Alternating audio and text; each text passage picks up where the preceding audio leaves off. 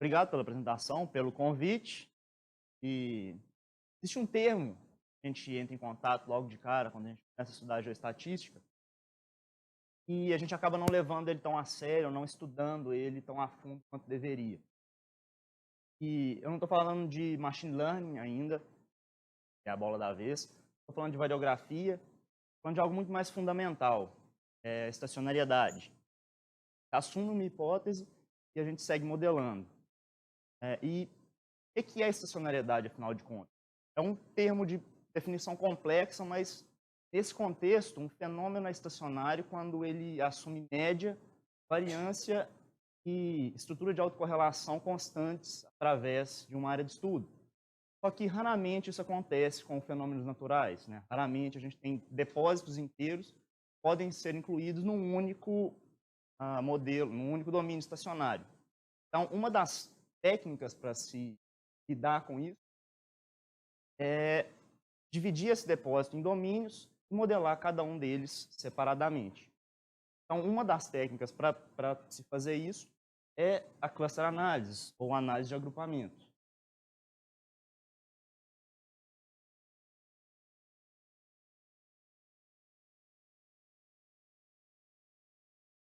Tá, então, a gente vai falar o que é análise de agrupamento. Vou dar um exemplo simples para contextualizar e dar uma contextualização também na modelagem de recursos. Vou apresentar o estudo de caso que eu estou trabalhando e uma perspectiva aí, uns insights de o que eu imagino para o futuro, né, para a sequência dos trabalhos. Então, o que é, afinal de contas, cluster análise ou análise de agrupamento? Nada mais é do que um conjunto de técnicas em machine learning que investiga e identifica padrões dentro dos dados, segundo as semelhanças desses dados. E a ideia básica é que cada um dos elementos dentro de cada grupo é mais parecido com outros elementos dentro desse mesmo grupo do que com elementos de outro grupo. Ou seja, cada um dos elementos no grupo vermelho está mais próximo de outros elementos vermelhos do que de elementos roxos ou azuis. E não sei até que ponto vocês estão familiarizados com esse conceito, ou se isso fica claro nesse exemplo. Então, vou dar um exemplo mais intuitivo. A gente tem um monte de animais diferentes, com várias cores, tamanhos e tipos. A maneira mais intuitiva de se agrupar esses bichos todos é segundo o reino animal. Então, a gente tem pássaros, peixes, dinossauros, mamíferos. E se a gente quiser agrupar esses bichos segundo um outro atributo, por exemplo, a cor. Tem um periquito junto com um peixe, foi junto com um dinossauro.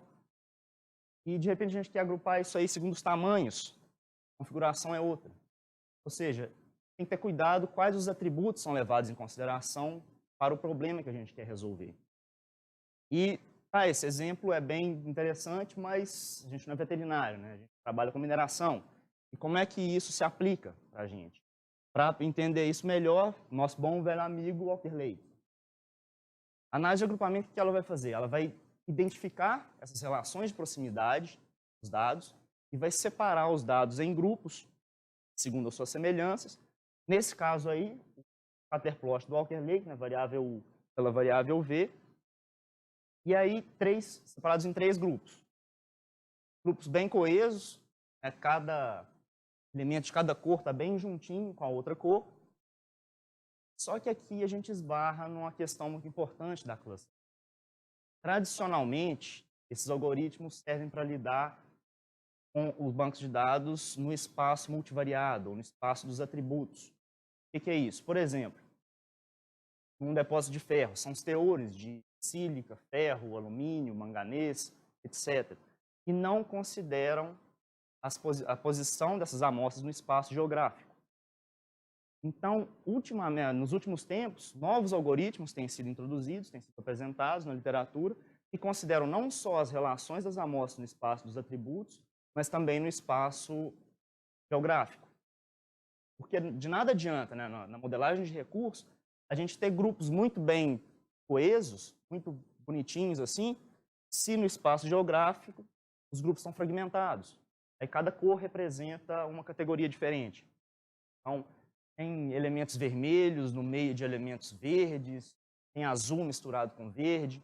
E para modelagem de recursos, o que a gente quer é coesão no espaço geográfico e no espaço dos atributos, ou no espaço multivariado.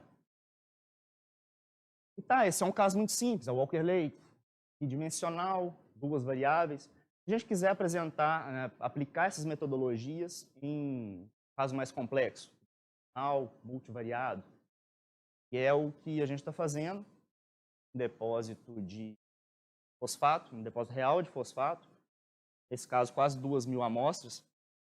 Esse depósito de fosfato ele tem 13 variáveis contínuas, são 12 resultados de óxido, mais perda ao fogo. E aqui estão os histogramas de alguma dessas variáveis. Vê que a distribuição é bem diferente. Algumas delas têm uma distribuição fortemente assimétrica. Outras têm distribuição bimodal. Se a gente plota essas variáveis duas a duas, e tem alguns exemplos, né, os óxidos de titânio, fósforo e cálcio, são coloridos segundo a litologia. Então a gente vê que essas relações são complexas. A gente precisa de técnicas mais robustas para identificar essas relações. Isso aqui quando elas estão plotadas duas a duas. Imagina essas relações, né, identificar essas relações num espaço multivariado, coisa que a gente não consegue nem conceber mentalmente. Um espaço multidimensional. Daí a gente precisa dessas técnicas computacionais. Além dessas 13 variáveis contínuas, esse banco de dados tem duas variáveis categóricas. Uma delas diz respeito à litologia, que é a figura da esquerda, e a outra a tipos de alteração intempérica, que são 5. E aí a ideia, então, é pegar esse banco de dados, rodar esses algoritmos de cluster análise e observar os resultados e buscar a melhor configuração do agrupamento. E existe uma infinidade de algoritmos que podem ser escolhidos. E cabe ao responsável pelo estudo fazer uma boa escolha, considerando a natureza dos dados que ele está mexendo e o que ele busca, né, com essas técnicas.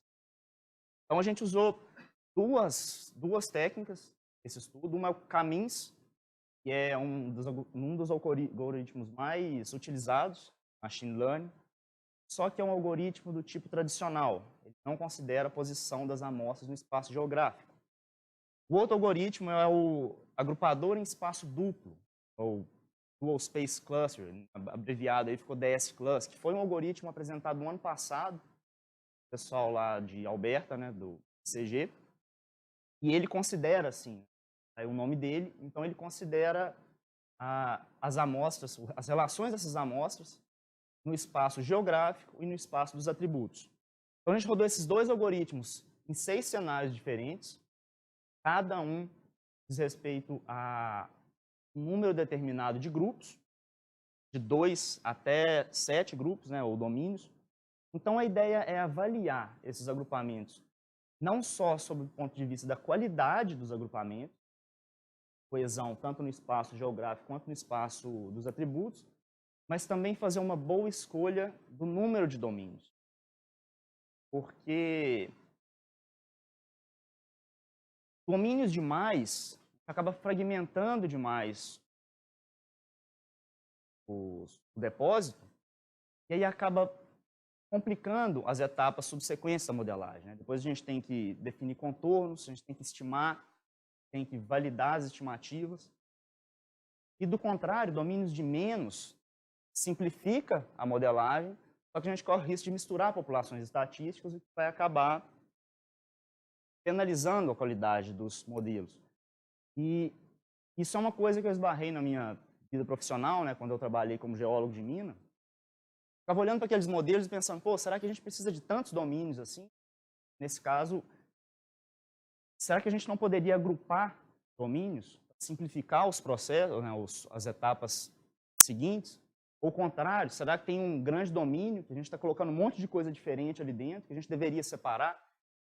E isso foi uma questão que ficou na minha cabeça, não consegui resolver na época. E quando eu vim ano passado para estudar, né, para dedicar exclusivo ao mestrado, eu fiz a disciplina do professor Clayton, e aí ele apresentou esse assunto, cluster análise, e aí eu pensei, pô, isso pode ser uma coisa interessante, e, né, para resolver aquele problema que eu tinha identificado lá atrás. E é o que eu estou fazendo agora. Então, a ideia é fazer isso, né, aplicar nesse caso de fosfato e observar os resultados. Existem diversas técnicas para se avaliar e validar a coesão dessas amostras, dois espaços, e escolher o número mais adequado de grupos. A gente está trabalhando com duas delas mais interessantes, que foram também apresentadas nesse paper do ano passado, e elas medem tanto a coesão no espaço geográfico quanto no espaço dos atributos. A que mede a métrica trata da coesão desses grupos no espaço geográfico, chamada entropia espacial. Ela mede o grau de organização desses grupos no espaço geográfico, e quanto menor a entropia espacial, melhor, mais organizados estão os grupos. A outra métrica é chamada WCSS, Within Cluster Sum of Squares.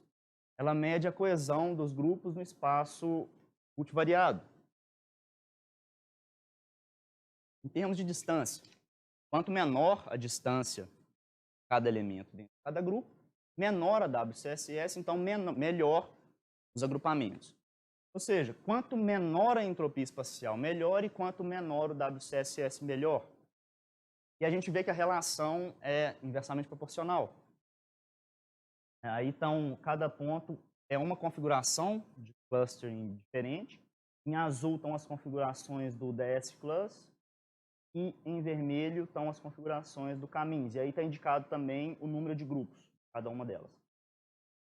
Os casos extremos, eles quase nunca são mais interessantes, porque